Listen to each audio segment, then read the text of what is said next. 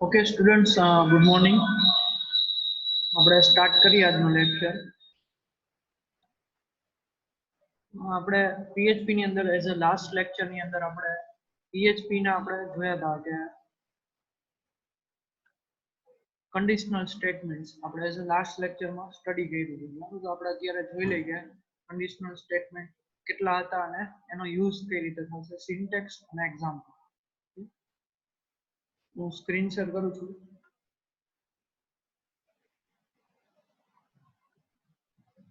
Okay, તો આપણે આની પહેલાના લેક્ચરમાં આપણે કોન્સ્ટન્ટ આપણે ડિફાઇન્ડ મેથડ જોઈ હતી અને કોન્સ્ટન્ટ મેથડ જોઈ હતી. બરાબર, પછી બિલ્ટ-ઇન કોન્સ્ટન્ટ સ્ટડી કર્યા હતા, લાઇન, ફાઇલ, ફંક્શન, ક્લાસ અને મેથડ. પછી આપણે જોયું હતું કન્ડિશનલ સ્ટેટમેન્ટ. હવે કન્ડિશનલ સ્ટેટમેન્ટની અંદર આપણે 5 સ્ટેટમેન્ટ જોયા હતા. પહેલું તો સિમ્પલ ઇફ કે જે વન કન્ડિશન જ ચેક કરશે. પછી હતું ઇફ એલ્સ સ્ટેટમેન્ટ, તો એ શું કરશે કે તમારી if માં સાચી કન્ડિશન હશે તો એનું સ્ટેટમેન્ટ પ્રિન્ટ થશે અને else માં જો ખોટી કન્ડિશન હશે તો પ્રિન્ટ થશે.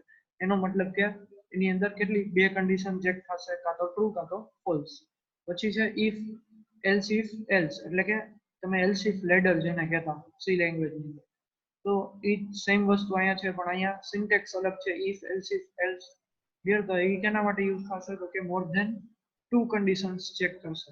ના, તમારા રિઝલ્ટ આપણે વાત કરી હતી કે કાંઈ માર્ક આવ્યા હોય એના ઉપરથી તમારે કંઈ રિઝલ્ટ ડિફાઇન કરવું હોય અથવા તો ગ્રેડ ડિફાઇન કરવું હોય તો તમે if else થી તમે ચેક કરી શકો. સેમ તમારું સ્વિચ કેસ એના જેવું જ છે પણ એની અંદર શું હશે કે તમારા કેસ એક્ઝિક્યુટ થશે. બરાબર, એટલે તમારું થોડુંક એક્ઝિક્યુશનની સ્પીડ છે એ કેવી રહેશે, થોડીક ફાસ્ટ રહેશે. ક્લિયર. અને લાસ્ટમાં નેસ્ટેડ ઇફ, એ કેના માટે યુઝ થશે તો કે તમારે કન્ડિશનની અંદર કન્ડિશન ઇનસાઇડ કન્ડિશન તમારે પ્રોવાઈડ કરવી છે અથવા તો એને બીજું શું કહેવાય, સબ કન્ડિશન્સ એપ્લાય કરવી. બરાબર, કે એક કન્ડિશન સાચી હોય તો બીજી ચેક થાય, બીજી સાચી હોય તો ત્રીજી ચેક થાય. એ રીતે તમારે કરવું છે કોડિંગ, તો તમે નેસ્ટેડ ઇફ નો યુઝ કરી શકો. ક્લિયર. તો હવે આપણે સિન્ટેક્સ અને એક્ઝામ્પલ જોઈ લઈએ. તો સૌથી પહેલા આપણે જોઈએ PHP ની અંદર simple if. Simple if statement થી શું થશે, આપણે કે એક જ કન્ડિશન ચેક થશે. બરાબર, ઓન્લી સિંગલ કન્ડિશન ચેક કરવા માટે યુઝ થાય. તો એની સિન્ટેક્સ શું છે, પહેલા તો ઇફ બ્રેકેટ ની અંદર તમારી કન્ડિશન અને કર્લી બ્રેકેટ સ્ટાર્ટ થશે, એની અંદર તમારે સ્ટેટમેન્ટ તમારું કંઈ પ્રિન્ટ કરવાનું હોય ઈ અને કર્લી બ્રેકેટ ઓવર. ક્લિયર. તો જેમ સી લેંગ્વેજમાં હતું સેમ એ જ રીતે તમે PHP માં પણ એ જ રીતે છે. બરાબર, ઇફ પછી કન્ડિશન આવશે, પછી કર્લી બ્રેકેટ સ્ટાર્ટ થશે, એનું સ્ટેટમેન્ટ આવશે સેમિકોલન અને કર્લી બ્રેકેટ ઓવર. સેમ તમારી સિન્ટેક્સ ઈ જ છે પણ આપણે વેરિયેબલ જે રીતે લખતા કે જેમાં આગળ ડોલર સાઇન યુઝ કરતા. તો એક્ઝામ્પલમાં તમે જુઓ તો એક્ઝામ્પલમાં શું છે, આપણી પાસે બે વેરિયેબલ છે, ડોલર A માં 10 છે અને બાજુમાં જ ડોલર B માં 5 છે. બરાબર, તો બે ઇન્ટીજર વેલ્યુ છે, A ની વેલ્યુ 10, B ની 5. તો આપણે ચેક કરીએ કે A લાર્જ છે કે B, કયો વેરિયેબલ અથવા તો કઈ વેલ્યુ મોટી છે કયા વેરિયેબલની. તો આપણે શું કરશું, ઇફ ની અંદર આપણે અહીંયા ઓપરેટરનો પણ યુઝ કર્યો, કયો છે ગ્રેટર ધેન ઓપરેટર યુઝ કર્યો છે. બરાબર, તો ઇફ ની અંદર બ્રેકેટ સ્ટાર્ટ કર્યો ડોલર A.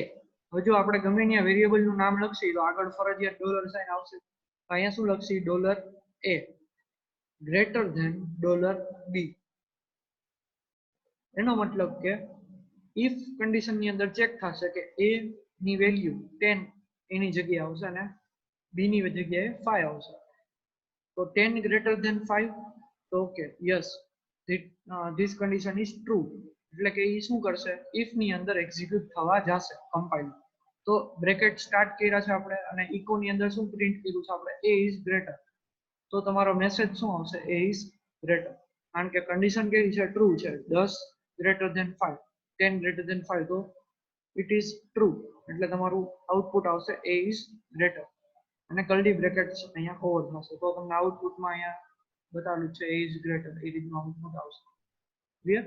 તો આ એક સિમ્પલ ઇફ સ્ટેટમેન્ટ છે કે જેમાં ખાલી એક જ કન્ડિશન તમે ચેક કરી અને તમારું ટ્રુ સ્ટેટમેન્ટ એઝ અ આઉટપુટમાં તમે આપી શકો. ધેન આફ્ટર છે આપણી પાસે if else statement. If else statement થી શું થશે, તમારી ટુ કન્ડિશન્સ ચેક થશે, આઈધર ટ્રુ આઈધર ફોલ્સ. બરાબર, તો એની અંદર બે સ્ટેટમેન્ટ આવશે, ટ્રુ સ્ટેટમેન્ટ અને ફોલ્સ સ્ટેટમેન્ટ. તો ટ્રુ સ્ટેટમેન્ટ કેની અંદર આવશે, જો ઇફ ની અંદર જો કન્ડિશન સાચી પડશે તો, અને એલ્સ માં કયું સ્ટેટમેન્ટ આવશે, ફોલ્સ. ક્લિયર? તો ઇફ પછી બ્રેકેટ ની અંદર કન્ડિશન સેમ તમારું જે ઇફ હતું એ જ રીતે આખું ઇફ સ્ટેટમેન્ટ આવશે. એ જે ઇફ નો કર્લી બ્રેકેટ ઓવર થાય પછી શું આવશે, આપણે એલ્સ પાર્ટ. સિન્ટેક્સમાં તમે જુઓ એલ્સ પાર્ટ કીવર્ડ. બરાબર, પછી કર્લી બ્રેકેટ પાછો સ્ટાર્ટ એલ્સ માટેનો, પછી ફોર સ્ટેટમેન્ટ આવશે એની અંદર, અને કર્લી બ્રેકેટ એલ્સ માટેનો ઓવર થશે. તો ક્લિયર? આની અંદર તમે ટ્રુ અને ફોલ્સ બે સ્ટેટમેન્ટ લખી શકો, એટલે કે ટ્રુ કન્ડિશન પ્રોવાઈડ કરી શકો, ચેક કરી શકો. ક્લિયર? હવે એનું એક્ઝામ્પલ જુઓ તો $a=10 છે અને b=15 છે. તો એની અંદર આપણે ઇફ એલ્સ એપ્લાય કરીએ તો પેલા તો ઇફ પછી બ્રેકેટ સ્ટાર્ટ થશે, એની અંદર $a ગ્રેટર ધેન $b આપણે ચેક કર્યું. તો $a ની વેલ્યુ 10 અને b ની વેલ્યુ 15 છે. તો ઇફ વાળી જે કન્ડિશન છે એ સાચી પડશે નહીં, એટલે એ ક્યાં હોઈ જશે, ડાયરેક્ટ ક્યાં જમ્પ કરશે, એલ્સ. એલ્સ નું સ્ટેટમેન્ટ એક્ઝિક્યુટ થાય એટલે શું આવશે, b ઇઝ ગ્રેટર. ક્લિયર? તો 10 અને 15 ચેક કરશે તો પેલી કન્ડિશન ખોટી પડશે, એટલે એ ડાયરેક્ટ જમ્પ કરશે એલ્સ પાર્ટમાં, અને ત્યાં તમને મેસેજ પ્રિન્ટ કરશે b ઇઝ ગ્રેટર. ક્લિયર? તો આપણે એ જ જોયું હતું, કારણ કે b 15 છે એટલે b ઓબ્વિયસલી હાયર વેલ્યુ થશે. ક્લિયર? તો આની અંદર તમે બે કન્ડિશન ચેક કરી શકો, સેમ તમારું સી લેંગ્વેજ જેવું જ છે, ઇફ અને એલ્સ પાર્ટ. તમે ખાલી એક ડોલર સાઇન જ્યારે વેરિયેબલનો યુઝ કરો ત્યારે ભૂલવાની નહીં. બરાબર, એ એક બધાથી ભૂલ પડે છે, એટલા માટે ખાસ જ્યાં વેરિયેબલનું નામ આવે ત્યાં આગળ ડોલર સાઇન પુટ કરી દો. ક્લિયર?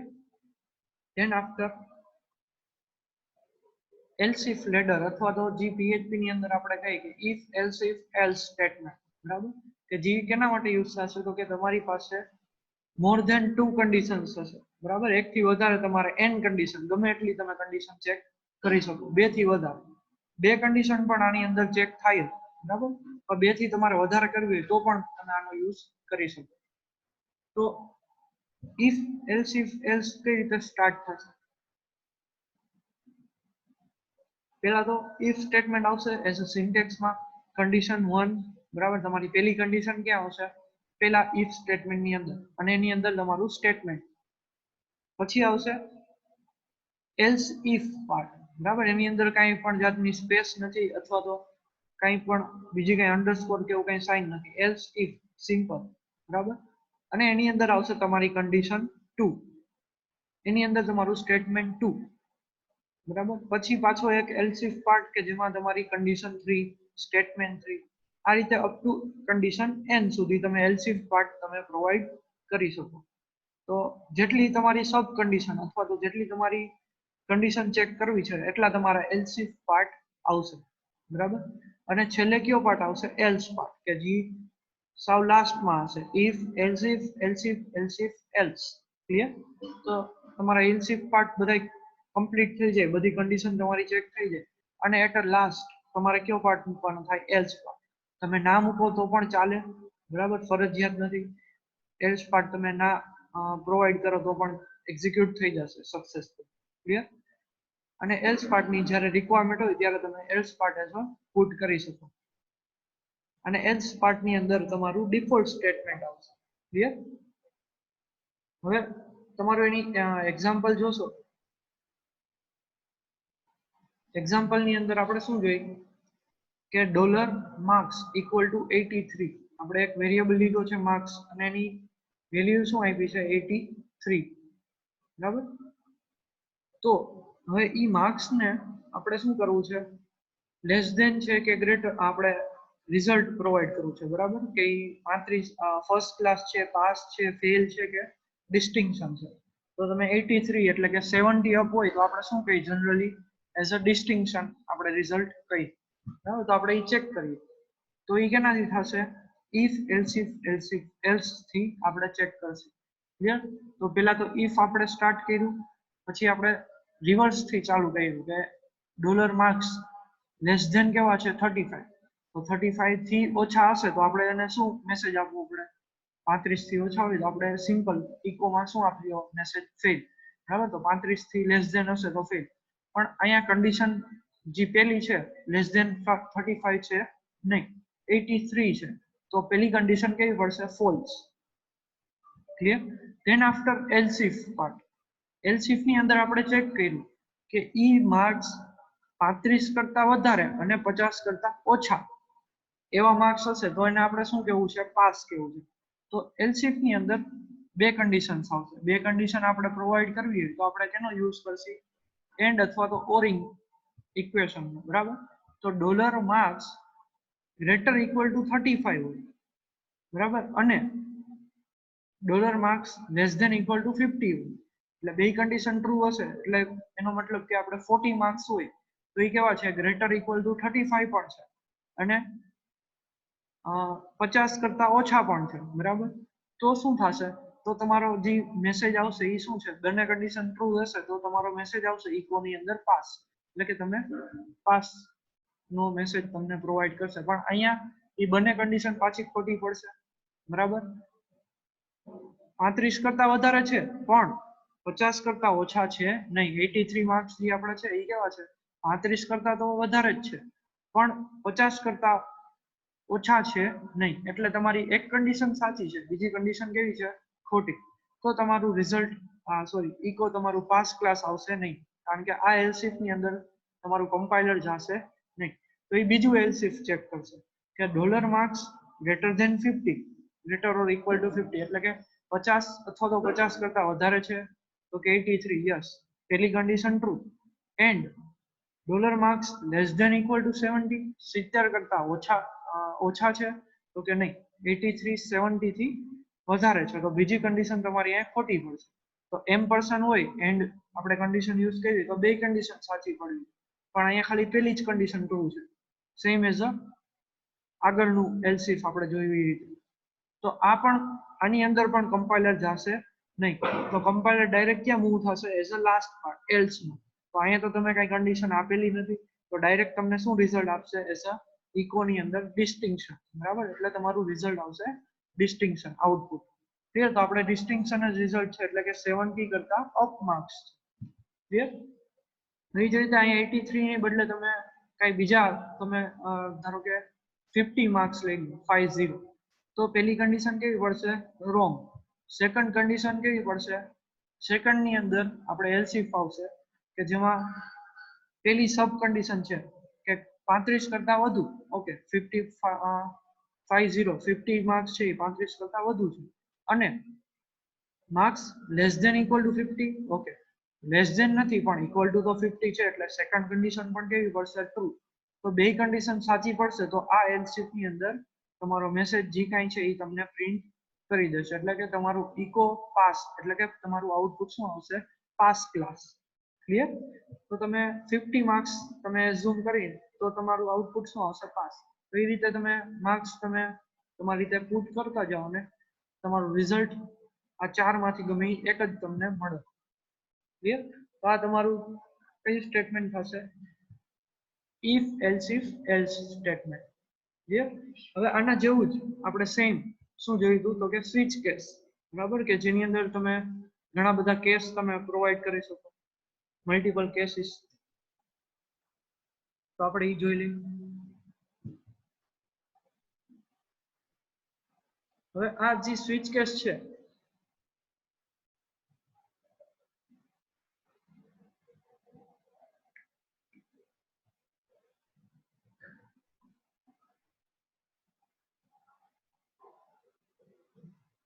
એક જ મિનિટ સ્ટુડન્ટ્સ.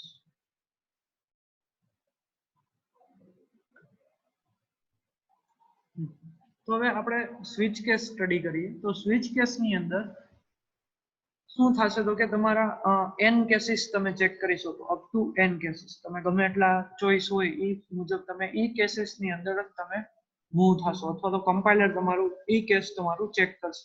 ક્લિયર. તો પહેલી વસ્તુ તો આ કેવું છે તો કે ઇફ એલ્સ ઇફ સ્ટેટમેન્ટ કરતા ફાસ્ટ છે. શું કામે, કારણ કે એની અંદર પર્ટિક્યુલર એક જ કેસ એક્ઝિક્યુટ થશે. એટલા માટે થોડુંક ક્વિક છે, અથવા તો એક કેસ એક્ઝિક્યુટ થયા પછી તમારું શું સ્ટેટમેન્ટ એક્ઝિક્યુટ થાય? Break statement. તો બ્રેક શું કરશે? તમારું સ્વિચ કેસને તમારું બ્રેક કરી અને તમારું નેક્સ્ટ સ્વિચ કેસ પછીનો જે કાંઈ કોડ છે એ એક્ઝિક્યુટ કરશે.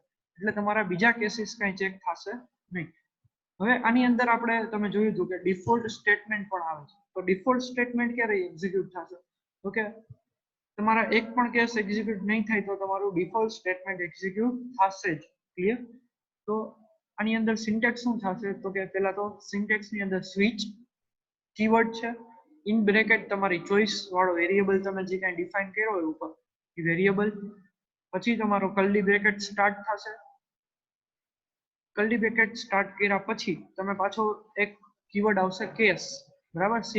સી લેંગ્વેજની જેમ જ કેસ, પછી તમારું લેબલ 1 એટલે કે તમારી ચોઇસ પહેલી, અને જેમ સાઇન, પછી તમારું સ્ટેટમેન્ટ 1 આવશે, અને પછી છેલ્લે આવશે બ્રેક સ્ટેટમેન્ટ. બ્રેક કીવર્ડ છે એની અંદર પણ તમે સ્મોલ અથવા તો સ્મોલ જ રાખવાનું છે, કેપિટલ કરવાનું નથી ખાસ. બ્રેક સ્ટેટમેન્ટ અને છેલ્લે સેમિકોલન. ક્લિયર? પછી તમારું કેસ, લેબલ 2, સ્ટેટમેન્ટ 2 અને બ્રેક. એ જ રીતે case up to N label સુધી તમારા જેટલા કેસ આવશે બધા તમે કેસ અહીંયા પ્રોવાઈડ કરી શકો, અપ ટુ લેબલ એન, અને સ્ટેટમેન્ટ એન અને બ્રેક. ક્લિયર? અને એટ લાસ્ટ તમારે ડિફોલ્ટ સ્ટેટમેન્ટ આવશે. તો ડિફોલ્ટ કીવર્ડ અને એની અંદર ડિફોલ્ટ સ્ટેટમેન્ટ, અને આની અંદર તમારે ડિફોલ્ટમાં કઈ બ્રેક લગાવવાની કઈ જરૂર નથી, કારણ કે ઓલરેડી કેવું સ્ટેટમેન્ટ છે? છેલ્લું સ્ટેટમેન્ટ જ છે, એટલે ત્યાંથી તમારી સ્વિચ કેસ ઓવર જ થઈ ગઈ છે, બરાબર? એટલે ડિફોલ્ટની અંદર બ્રેક આવશે નહીં. ક્લિયર? હવે એની એક્ઝામ્પલ તમે જોશો તો વધારે આઈડિયા આવશે. આપણે એક વેરિયેબલ લીધો છે $CH ઇક્વલ ટુ A, એટલે કે CH ની અંદર તમે A કરીને એક સ્ટ્રિંગ પાસ કરી, એક કેરેક્ટર પાસ કર્યો. ક્લિયર? અને એક સ્વિચ આપણે પ્રોવાઈડ કરી, સ્વિચ $CH, એટલે $CH માં શું એઝ અ પાસ થશે? A. ક્લિયર? અને ઇન બ્રેકેટ, કર્લી બ્રેકેટ્સ ની અંદર કેસ A. કેસ A નો મતલબ શું થાય? અહીંયા તમારો પહેલો કેસ મેચ થઈ જશે, કારણ કે CH માં શું હતું? A હતો. તો અહીંયા તમારો કેસ A, સેમ અહીંયા તમારું CH આરે A મેચ થશે. તો તમારું આઉટપુટ શું આવશે? A is selected. અને આપણે બ્રેક સ્ટેટમેન્ટ અહીં યુઝ કરી છે, તો ડાયરેક્ટ તમારું આઉટપુટ A ઇઝ સિલેક્ટેડ કરીને તમારું આઉટપુટ આવશે, અને પછી સ્વિચ કેસ ઓવર થઈ જશે, બ્રેક છે એટલામાં. ક્લિયર? તો બધી કેસ બી, સી, ડિફોલ્ટ કાંઈ પણ એક્ઝિક્યુટ થશે નહીં.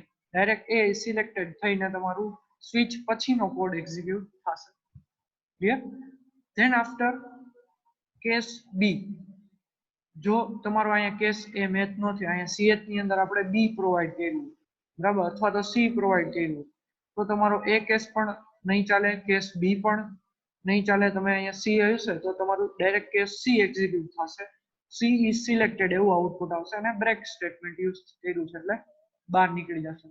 અને અથવા તો CH ની અંદર તમે એક્સ અથવા તો ડી અથવા તો વાય એવા કંઈ પણ ABC સિવાયના તમે કંઈ ચોઈસ પ્રોવાઈડ કરેલી હોય વેરિયેબલમાં, બરાબર, તો તમારું કયું કેસ એક્ઝિક્યુટ થશે? એઝ અ ડિફોલ્ટ કેસ, એટલે કે યુ સિલેક્ટ નથી, બરાબર, કે તમે ABC માંથી કંઈ પણ સિલેક્ટ કરેલું નથી, એવો આપણે મેસેજ અહીંયા આઉટપુટમાં આવશે. જો તમારા CH વેરિયેબલની અંદર ABC સિવાયનું કંઈ પણ હશે તો. ક્લિયર? તો તમારું કયું સ્ટેટમેન્ટ એક્ઝિક્યુટ થશે? Default statement. તમારા ત્રણેય કેસ નહીં ચાલે તો તમારું ડિફોલ્ટ સ્ટેટમેન્ટ એક્ઝિક્યુટ થશે. અથવા તો અહીંયા 3 કેસ લીધા, એવા તમે n કેસ લીધા, અપ ટુ n 10, 15, 50 કેસ લીધા, તો 50 માંથી કોઈ પણ કેસ ના ચાલ્યો તો બાય ડિફોલ્ટ કયો કેસ એક્ઝિક્યુટ થઈ જશે? Default case. ક્લિયર? તો આટલી વસ્તુ બધાને સમજાઈ ગઈ? તો ક્વિકલી ચેટ બોક્સમાં યસ ટાઈપ કરે, અથવા તો જેને ડાઉટ હોય એ પૂછી લે. સ્વિચ કેસમાં બ્રેક નો લખી તો ચાલે નહીં? ના, સ્વિચ કેસમાં ફરજિયાત તમારે બ્રેક આપવી જ પડશે કેસની અંદર. ડિફોલ્ટમાં કઈ જરૂર છે નહીં, પણ કેસની અંદર તમારે ફરજિયાત બ્રેક સ્ટેટમેન્ટ લખવું જ પડશે. ક્લિયર? સાદું એક તો simple if else, nested if, અથવા તો એલ્સ ઇફ લેડર, અને તમારું સ્વિચ કેસ. આ 4 કન્ડિશનલ સ્ટેટમેન્ટ આપણે આજે સ્ટડી કર્યા. હવે આપણે નેસ્ટેડ ઇફ જે છે એ નેક્સ્ટ લેક્ચરમાં સ્ટડી કરશું. બરાબર, એનું હું તમને અત્યારે ખાલી ઓવરવ્યુ આપી દઉં છું કઈ રીતે વર્ક કરશે. હવે આ તમારું નેસ્ટેડ ઇફ છે. બરાબર, કન્ડિશનલ સ્ટેટમેન્ટની અંદર નેસ્ટેડ ઇફ. નેસ્ટેડ ઇફ એટલે તમે નામ ઉપરથી કહી શકો કે ઇફ ની અંદર શું આવશે? ઇફ એટલે કે કન્ડિશનની અંદર તમે કન્ડિશન પ્રોવાઈડ કરી શકો, સબ કન્ડિશન. ક્લિયર?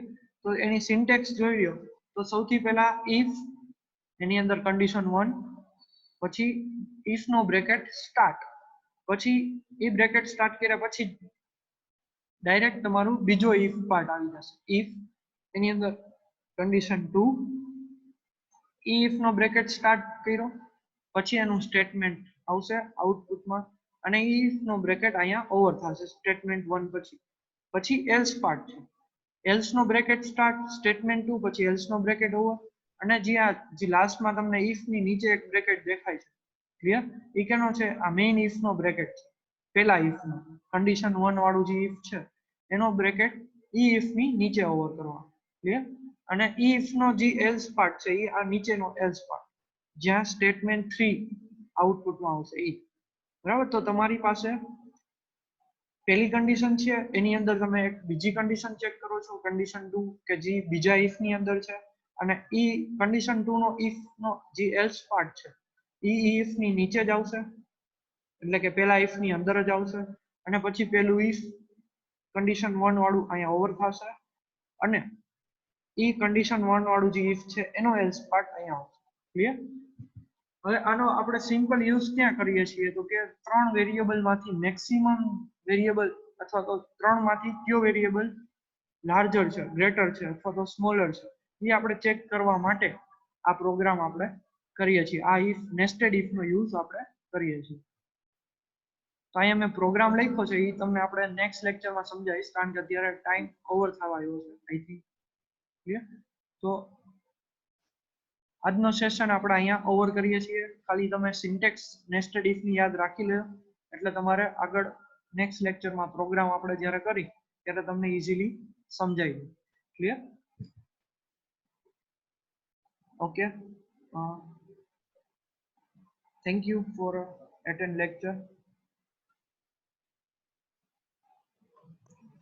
સ્ટુડન્ટ્સ હવે નેક્સ્ટ લેક્ચર નથી અત્યારે. ક્લિયર? તો હવે